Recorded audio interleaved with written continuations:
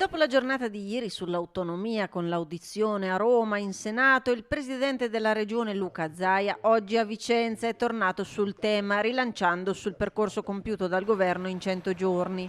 Questo governo peraltro ha accelerato, direi che ci sono tutti i presupposti e lo dico volentieri qui da voi, cioè a Rete Venete e Antena 3, perché voi ne avete fatto una campagna di civiltà sull'autonomia, questo è innegabile. E torna a ribadire la posizione alla base del progetto sull'autonomia.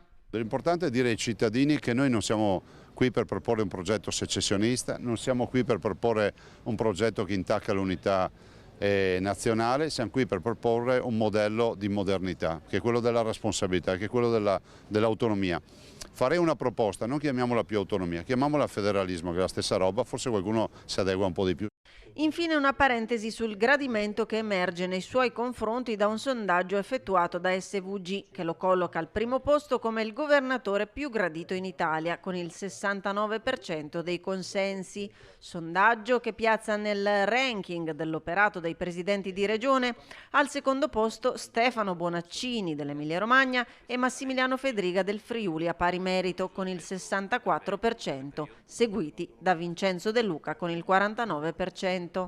Le statistiche, i sondaggi lasciano sempre il tempo che trovano. Ringrazio SVG, ringrazio chi ha risposto bene, però insomma il mio sondaggio è essere in mezzo alla gente, vedere che la gente mi vuol bene, quindi grazie. Ovvio non dipende solo da me ma da tutta la mia squadra e dal lavoro che stiamo facendo.